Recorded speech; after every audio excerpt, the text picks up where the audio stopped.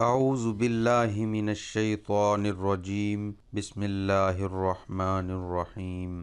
محترم بھائیوں اور بہنوں، آج کی اس ویڈیو میں ہم اپنے دیکھنے اور سننے والوں کو صرف 2 الفاظ کا مختصر ترین عمل بتائیں گے، جس کے سننے سے انشاءاللہ بہت زیادہ فائدہ ہوگا۔ محترم بھائیوں، یہ عمل ہر نماز کے بعد کرنا سنت سے ثابت ہے، لہٰذا ہر نماز کے بعد صرف 2 الفاظ جو بندہ بھی پڑھے گا تو اللہ تعالیٰ اس کی سب دعائیں قبول فرمائے گا۔ بلکہ نماز کے علاوہ آپ آسمان کی طرف سر اٹھا کر بھی یہ عمل کر سکتے ہیں، لیکن طریقے میں آپ کو بتاؤں گا۔ یہ طریقہ حضرت علی رضی اللہ تعالی عنہ نے خود حضور صلی اللہ علیہ وآلہ وسلم سے سیکھا تھا۔ جب یہ 2 لفظ کا عمل آپ آسمان کی طرف سر اٹھا کر کریں گے تو حدیث میں آتا ہے کہ اللہ مسکرا کر آپ کے گناہ بھی معاف فرماتا ہے۔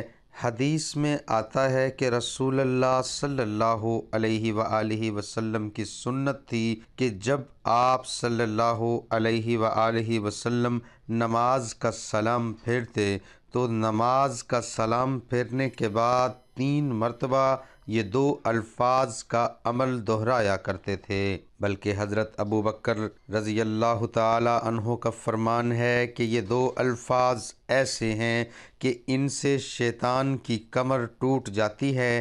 ناظرین، نماز کے علاوہ بھی چلتے پھرتے، اٹھتے بیٹھتے آپ ہر وقت اور ہر حالت میں اس عمل کو کر سکتے ہیں۔ یہ بات ذہن میں رکھیں کہ نبی اکرم صلی اللہ علیہ وآلہ وسلم خود روزانہ یہ عمل پابندی سے کیا کرتے تھے، لیکن محترم بھائیوں، کئی سالوں سے ہم سب کی یہ عادت ہو گئی ہے کہ کسی بھی پریشانی کے لیے نبی کریم صلی اللہ علیہ وآلہ وسلم کی بتائی ہوئی دعاؤں کو اپنانے کی بجائے ادھر ادھر کے چکروں اور مشکل وظیفوں کی تلاش میں ہو جاتے ہیں، حالانکہ سب سے آسان اور سہل طریقہ سنت کا طریقہ ہے۔ لہٰذا آج جو عمل بتا رہا ہوں، یہ عمل ہر مشکل کا فوری حل ہے، یعنی یہ نبوی وظیفہ ہے۔ آپ کو کسی بھی قسم کی پریشانی ہو، کوئی جسمانی یا کاروباری پریشانی ہو،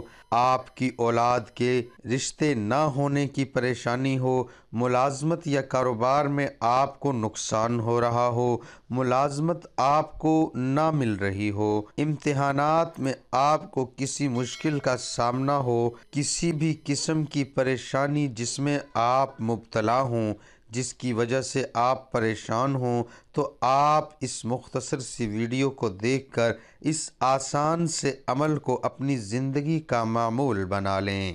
انشاءاللہ اس خاص عمل کی برکت سے اللہ پاک اپنا فضل فرمائیں گے۔ بلکہ ایک تسبیح اگر روزانہ آپ پڑھتے ہیں تو آپ کے پاس دنیا ذلیل ہو کر آئے گی۔ قرآن میں یہ آیات موجود ہیں کہ جو بھی بندہ یہ عمل کرے گا تو اللہ کریم اس بندے کے اموال اور اولاد کے ساتھ مدد کرے گا، یعنی مال اور اولاد میں برکتیں عطا فرمائے گا اور رزق کی نہریں اس بندے کے لیے جاری کر دے گا۔ یہ 2 الفاظ آپ کو بتاتے ہیں محترم بھائیوں اور بہنوں۔ بس آپ آج کی یہ ویڈیو اپنے دوست، احباب اور اپنے گھر والوں کے ساتھ بھی شیئر کیجئے گا تاکہ سب اس ویڈیو سے فائدہ اٹھا سکیں۔ ویڈیو کو لائک بھی ضرور کیجئے گا اور ہمارا چینل بھی سبسکرائب کر لیجئے گا۔ محترم بھائیوں اور بہنوں، حضرت عبداللہ بن عباس رضی اللہ تعالی عنہما سے مروی ہے کہ ہمیں ان رسول اللہ صلی اللہ علیہ وآلہ وسلم کی نماز ختم ہونے کا علم آپ صلی اللہ علیہ وآلہ وسلم کی تکبیر یعنی اللہ اکبر کہنے سے ہوتا تھا۔ فرض نماز کے بعد 1 مرتبہ اللہ اکبر اور 3 مرتبہ استغفر اللہ استغفر اللہ استغفر اللہ کا کہنا یہ سنت ہے۔ اب بظاہر تو نماز پڑھی ہے اور استغفار تو عام کسی غلطی کے اوپر ہوتا ہے، کسی گناہ کے اوپر ہوتا ہے، لیکن ابھی اگر نماز پڑھی ہے تو نماز کے بعد استغفار کیسا؟ تو ناظرین یاد رکھیں کہ حضور صلی اللہ علیہ وآلہ وسلم نے نماز کے بعد استغفار اس لیے کرنا سکھایا کہ یا اللہ جیسی نماز پڑھنی چاہتے تھے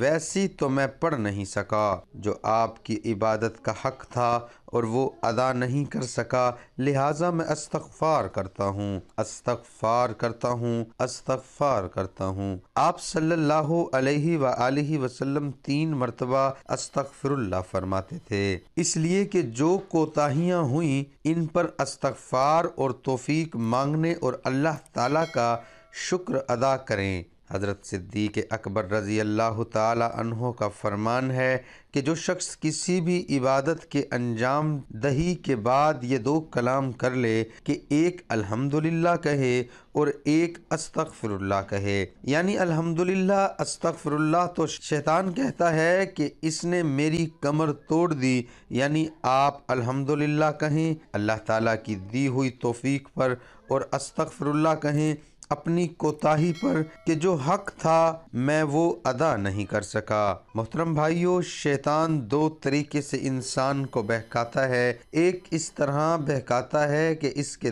دل میں ڈالتا ہے کہ تم نے بڑا تیر مارا، یہ عبادت کر کے، اور اس کی وجہ سے دل میں اپنی بڑائی پیدا ہو جاتی ہے یا خود پسندی پیدا ہو جاتی ہے، یعنی میں نے بڑی اچھی نماز پڑھی تو اس کا علاج ہے الحمدللہ کہ یا اللہ آپ کا شکریہ، میں نے جو کچھ بھی کیا اے اللہ وہ آپ کی توفیق سے کیا، آپ کے کرم سے کیا، ورنہ اگر مجھے توفیق نہ ہوتی تو میں یہ نہیں کر سکتا تھا۔ لہٰذا آپ نے اللہ تعالیٰ کا شکر ادا کر دیا تو جو دل میں ایک بڑھائی پیدا ہونے والی تھی اس بڑھائی کا علاج ہو گیا الحمدللہ۔ لہٰذا آپ نے ہر فرض نماز کے بعد 1 مرتبہ اللہ اکبر اور 3 مرتبہ استغفر اللہ کہنا ہے۔ اس کی وجہ یہی ہے کہ نماز میں جو غفلت وغیرہ کے حوالے سے جو بھی کوتاہی ہوئی وہ استغفار کے ذریعے معاف ہو جائے۔ دوستو، استغفار سے گناہوں اور خطاؤں کی معافی ہو جاتی ہے، استغفار سے بارش برستی ہے،